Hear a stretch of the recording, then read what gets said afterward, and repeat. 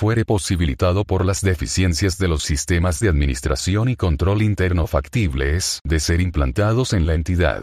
B. Incurrirán en responsabilidad civil las personas naturales o jurídicas que, no siendo servidores públicos, se beneficiaren indebidamente con recursos públicos o fueren causantes de daño al patrimonio del Estado y de sus entidades. C. Cuando varias personas resultaren responsables del mismo acto o del mismo hecho que hubiese causado daño al Estado, serán solidariamente responsables. Artículo 32.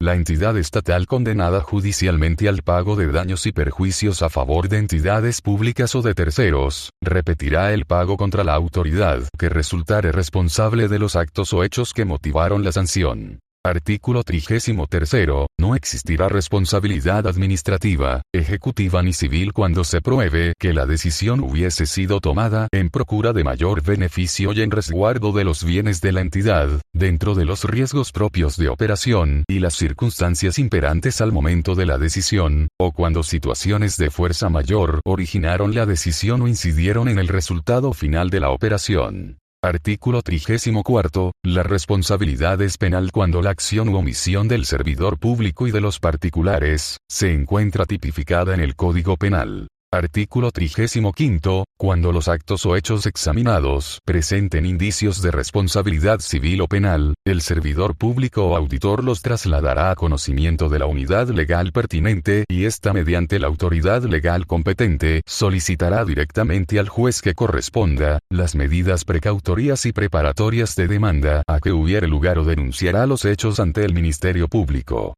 Artículo 36. Todo servidor público o servidor público de las entidades del Estado y personas privadas con relaciones contractuales con el Estado cuyas cuentas y contratos estén sujetos al control posterior, auditoría interna o externa, quedan obligados a exhibir la documentación o información necesarias para el examen y facilitar las copias requeridas, con las limitaciones contenidas en los artículos 510, 520 y 560 del Código de Comercio. Las autoridades de las entidades del sector público asegurarán el acceso de los servidores públicos a la documentación pertinente que les fuera exigida por el control posterior. Los que incumplieren lo dispuesto en el presente artículo, serán pasibles a las sanciones establecidas en los artículos 1540, 1600 y 1610 del Código Penal, respectivamente. Artículo 37. El control posterior interno o externo no modificará los actos administrativos que hubieren puesto término a los reclamos de los particulares y se concretará a determinar la responsabilidad de la autoridad que los autorizó expresamente o por omisión, si la hubiere. Artículo 38. Los profesionales y demás servidores públicos son responsables por los informes y documentos que suscriban.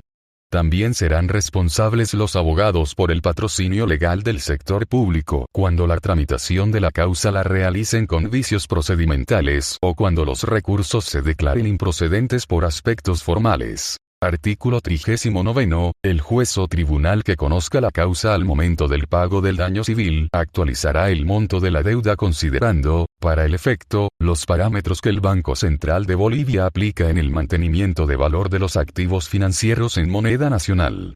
Los procesos administrativos y judiciales previstos en esta ley, en ninguno de sus grados e instancias, darán lugar a condena de costas y honorarios profesionales, corriendo estos a cargo de las respectivas partes del proceso. Artículo 40. Las acciones judiciales y obligaciones emergentes de la responsabilidad civil establecida en la presente ley, prescribirán en 10 años computables a partir del día del hecho que da lugar a la acción o desde la última actuación procesal.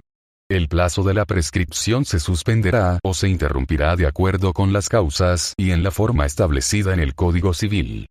Para la iniciación de acciones por hechos o actos ocurridos antes de la vigencia de la presente ley, este término de prescripción se computará a partir de la fecha de dicha vigencia. Capítulo 6. Del funcionamiento de la Contraloría General de la República. Artículo 41. La Contraloría General de la República ejercerá el control externo posterior con autonomía operativa, técnica y administrativa. A fin de asegurar su independencia e imparcialidad respecto a la administración del Estado, el presupuesto de la Contraloría, elaborado por esta y sustentado en su programación de operaciones, será incorporado sin modificación por el Ministerio de Finanzas al proyecto de presupuesto general de la Nación, para su consideración por el Congreso Nacional. Una vez aprobado, el Ministerio de Finanzas efectuará los desembolsos que requiera la Contraloría de conformidad con los programas de caja elaborados por la misma. Artículo 42. Para el ejercicio del control externo posterior se establecen las siguientes facultades. A. La Contraloría podrá contratar los servicios de firmas o profesionales calificados e independientes u ordenar a las entidades del sector público y a las personas comprendidas en el artículo 50 de la presente ley, la contratación de dichos servicios, señalando los alcances del trabajo, cuando requiera asesoría o auditoría externa especializada o falten los recursos profesionales necesarios para ejecutar los trabajos requeridos.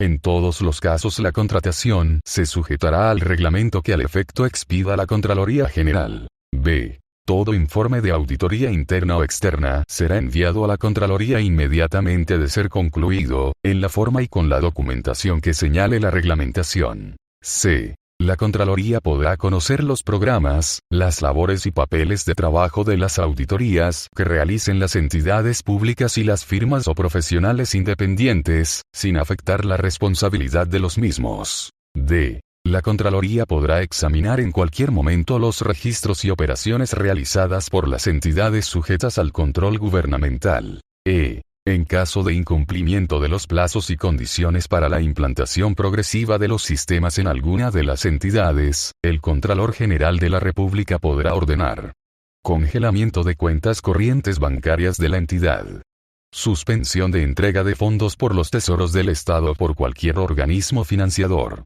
F. En caso de incumplimiento de la presente ley por el servidor público, el Contralor General de la República de oficio o a petición fundamentada de los órganos rectores o de las autoridades que ejercen tuición, podrá recomendar al máximo ejecutivo de la entidad o a la autoridad superior, imponga la sanción que corresponda según el artículo 29 de la presente ley, sin perjuicio de la responsabilidad ejecutiva, civil y penal a que hubiere lugar. G. En caso de responsabilidad ejecutiva determinada por el Contralor General de la República, éste podrá recomendar a la máxima dirección colegiada, siempre que no estuviere involucrada en las deficiencias observadas, y a la autoridad superior que ejerce tuición sobre la entidad, la suspensión o destitución del principal ejecutivo y, si fuera el caso, de la dirección colegiada, sin perjuicio de la responsabilidad civil o penal a que hubiere lugar, informando a las respectivas comisiones del Congreso Nacional. H. Para el caso previsto en la última parte del artículo 36 de la presente ley, dentro de las 24 horas de la solicitud del Contralor acompañada de copia de la advertencia previa, el fiscal del distrito en lo penal expedirá mandamiento de apremio de acuerdo al Código Penal y su procedimiento. Artículo 43.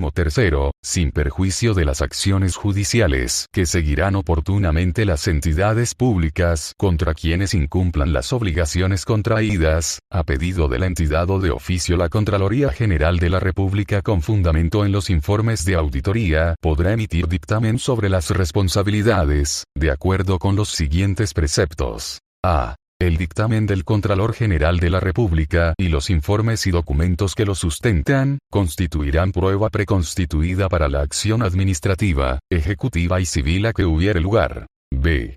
Con el dictamen de responsabilidad se notificará a los presuntos responsables y se remitirá a la entidad, de oficio, un ejemplar de todo lo actuado, para que cumpla lo dictaminado y, si fuera el caso, requiera el pago de la obligación determinada, concediendo al deudor 10 días para efectuarlo, bajo conminatoria de iniciarse en su contra la acción legal que corresponda. C. En caso de que la entidad pertinente no hubiese iniciado el proceso administrativo o la acción judicial dentro de los 20 días de recibido el dictamen, el Contralor General de la República o quien represente a la Contraloría en cada capital de departamento en su caso, instruirá a quien corresponda la destitución del Ejecutivo y del asesor legal principal iniciándose contra ellos la acción judicial a que hubiere lugar, subsistiendo la obligación de las nuevas autoridades por los procesos que originaron la destitución de sus antecesores, bajo apercibimiento de iguales sanciones. Artículo 44. La Contraloría General de la República podrá demandar y actuar en procesos administrativos, coactivos fiscales, civiles y penales relacionados con daños económicos al Estado. Su representación será ejercida por el Contralor General de la República o por quienes representen a la Contraloría en cada capital de departamento, los que tendrán poder para delegar estas facultades. Artículo 45. La Contraloría General de la República propondrá al Poder Ejecutivo, para su vigencia mediante decreto supremo, la reglamentación concerniente al capítulo de responsabilidad por la función pública y al ejercicio de las atribuciones que le han sido asignadas en esta ley. Artículo 46. La Contraloría General de la República solo ejercerá las funciones que corresponden a su naturaleza de órgano superior de control gubernamental externo posterior conforme se establece en la presente ley. Al efecto, coordinará con el Poder Ejecutivo la eliminación o transferencia de cualquier otra competencia o actividad que haya venido ejerciendo. Capítulo 7.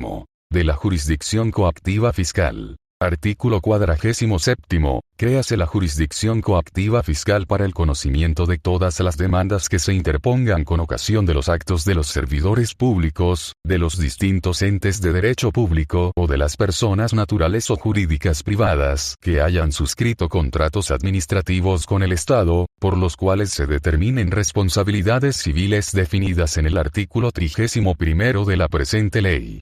Son contratos administrativos aquellos que se refieren a contratación de obras, provisión de materiales, bienes y servicios y otros de similar naturaleza. Artículo 48. No corresponden a la jurisdicción coactiva fiscal las cuestiones de índole civil no contempladas en el artículo 47 ni las de carácter penal, comercial o tributario atribuidas a la jurisdicción ordinaria y tributaria y aquellas otras que, aunque relacionadas con actos de la administración pública, se atribuyen por ley a otras jurisdicciones. Artículo 49. Los conflictos de competencia que se suscitaren entre la jurisdicción coactiva fiscal y otras jurisdicciones o tribunales serán resueltos conforme se determine en la ley a que se refiere el artículo 51 de la presente ley. Artículo 50. La jurisdicción coactiva fiscal es improrrogable en razón de la competencia territorial e indelegable. Su ejercicio por autoridades administrativas u otras, dará lugar a la nulidad de pleno derecho de sus actuaciones y resoluciones. Artículo 51. El Tribunal Coactivo Fiscal formará parte del Poder Judicial.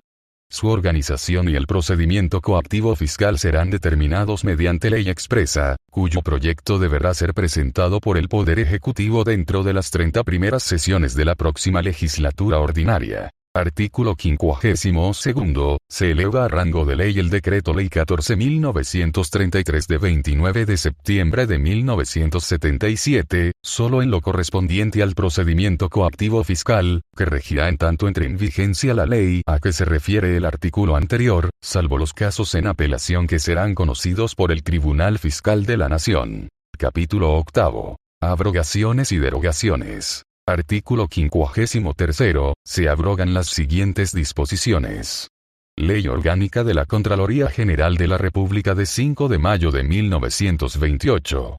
Ley de Presupuesto, Contabilidad y Tesoro, DS 08321 de 9 de abril de 1968.